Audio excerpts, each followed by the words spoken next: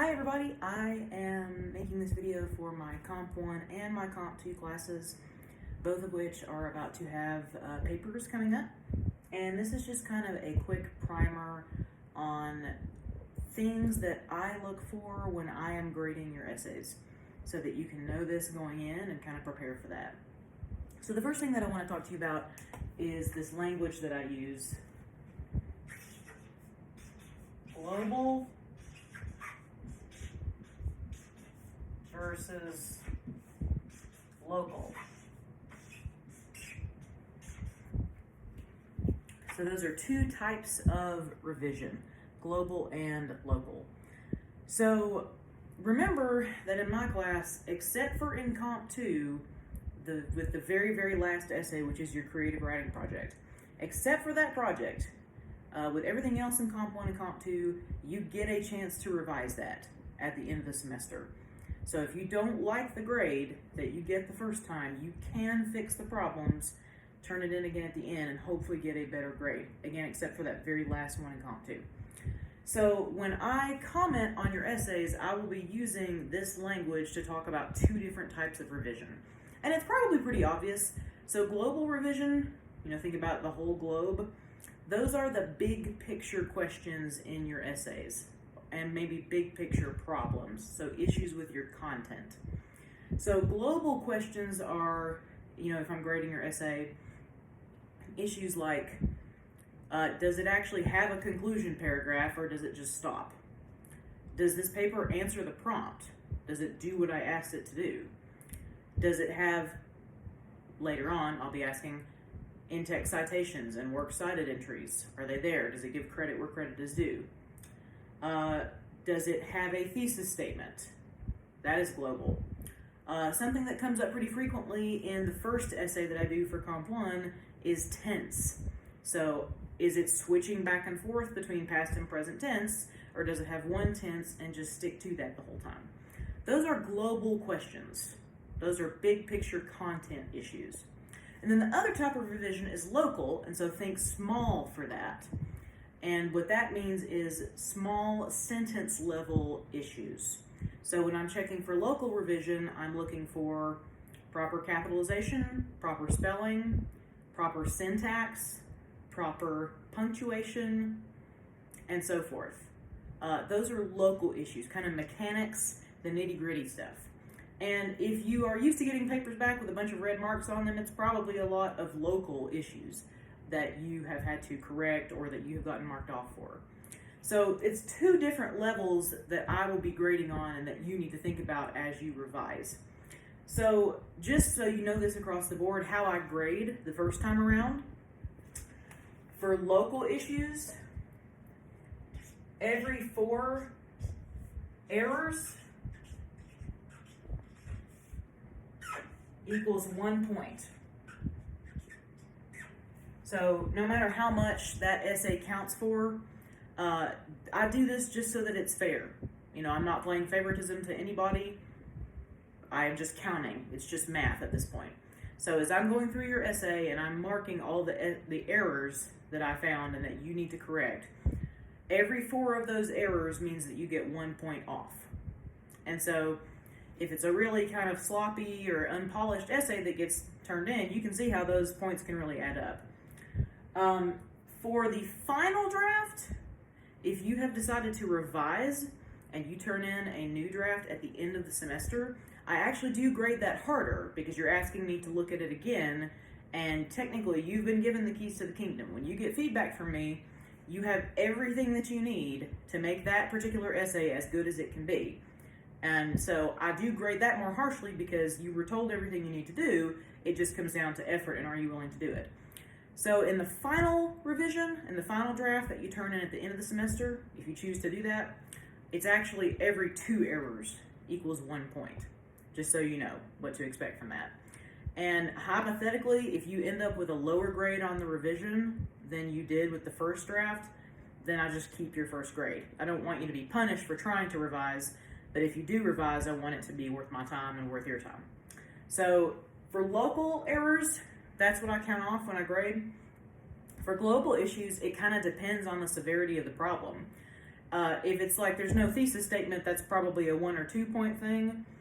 If there's no in-text citations here, that could be up to 10 points. That could be a pretty big issue. So it just kind of depends, and I'll explain my reasoning within each grading. But it just depends on how big the problem is. Somewhere, I would say probably it could be anywhere from 1 to 15 points, depending on what the problem is with it. So that's one thing to be aware of. Another thing, there is a local issue that I look for myself in my classes that you have probably not encountered in any of your other classes, and it is in regard to diction and words that are basic and overused that I want you to stop using. Not verbally, I use them verbally all the time, but I want you to stop using them in your writing because they're basic and they're overly common, and I want you to use stronger words. So I have an acronym for this, and this is a local thing, and it's called BAGGVALT. I'll spell it out.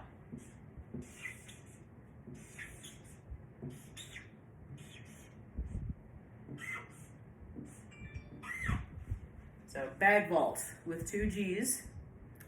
And usually when I do this in class, I have people sort of volunteer what they think the acronym stands for, but since I'm not talking to anybody, I'll just go ahead and put it in for you. So B stands for bad.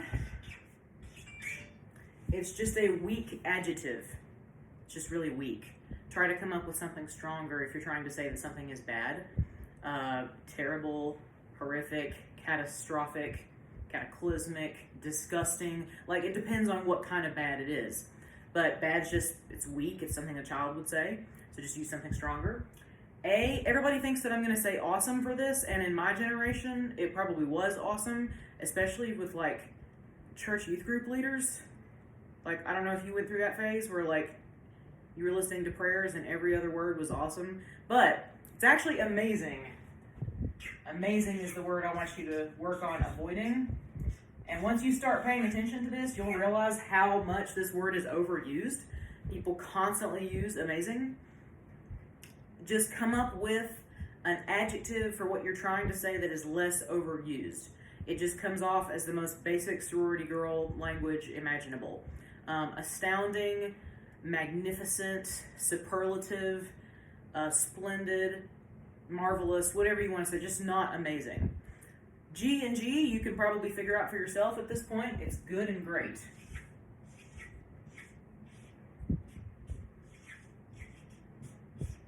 Now, obviously, if you're kind of using an established phrase that has those words in it, like the Great Schism or for the greater good, that's fine, that's acceptable.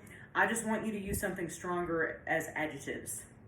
So again, there's plenty of other things that you can use instead of these two for your written adjectives. Gives me stronger, more unique language. V stands for very. And very is an adverb, and if you are using very before your adjective, then your adjective is probably not strong enough. Stephen King, one of my favorite things that he has ever said is, the road to hell is paved with adverbs.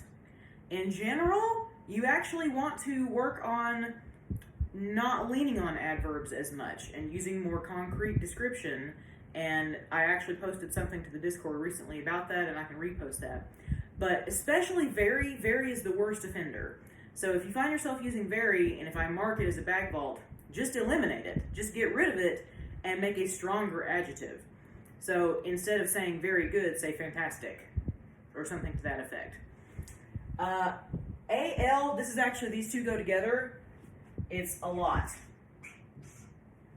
A lot is a quantity that kids use. Be specific. You know, how much do you like roller coasters? A lot. How many monsters are under your bed? A lot. You know, let's get more than that. There are 16 monsters. I like roller coasters enormously. You know, quantify. Give me the number, or use something else rather than just saying a lot, because that's 6-year-old language. The last one, I use this one constantly. I try not to, but thing or things. Just be specific about what the thing is. Actually tell me what the thing is. Use something stronger. Thing is just too vague. Sometimes I say BAGGVALTs and I put an S on the end and say stuff, But usually by the time people get to college, they don't really use stuff in their papers. I don't run into stuff. What I run into is these. And other teachers would probably have other words or other acronyms, but this is mine. And so just kind of get used to this, because when you see BAGGVALT, when I circle a word and say BAGGVALT, it means you have used one of these terms.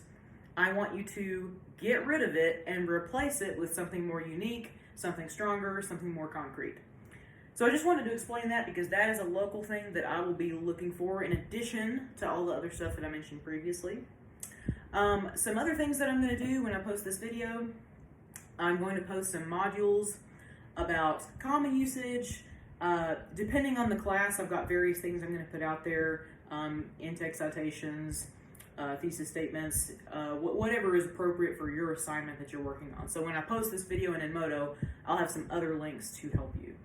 But this is just something I wanted to make you aware of. So when I talked to you on your paper about global versus local, I wanted you to know what that meant, and I wanted you to know a little bit more about the grading. I talked about this on Discord, but just to go over this again, I have two kind of different tiers of grading. The first tier is what I'm talking about right now, and this is your major papers. So for your major essays, your big essay projects, that's how I grade these. So I'm a lot more particular, line by line, about them. They usually count for like a bigger chunk of your grade in the class. The thick description, for instance, this semester is counting 15 points. The Shakespeare project counts for 30 points. So anywhere from, usually the major papers count anywhere from 15 to 30 points on your 100-point grade. The second tier is smaller assignments. In Comp 1, the smaller assignments count for 5 points apiece. In Comp 2, they count for 2 points apiece, because you also have quizzes that you're going to be turning in. So those quizzes are graded on effort and completion. Those assignments are graded on effort and completion. So I'm not going through, like if I ask you to post an opinion on the Discord or on Edmodo, I'm not going through every sentence looking for your comma usage. I'm grading that based on content. And so really the only way that you can go wrong with the smaller assignments is, number one, just not follow the instructions. Number two, just not do it. Or number three, not turn in the required amount of writing. So I might only give you half credit if you only did half of what I asked for. But otherwise, those smaller assignments are graded on, did you do the work? And I'm not going to be in there saying you forgot to capitalize this one term or whatever. So if you have any questions about this, just give me a shout. I'm going to move on to recording some other lectures for the day. But I wanted you to have this information, and I'll get out of the way, before you started working on your upcoming paper. So I hope that you have a wonderful rest of your day, and I will see you again soon. Bye!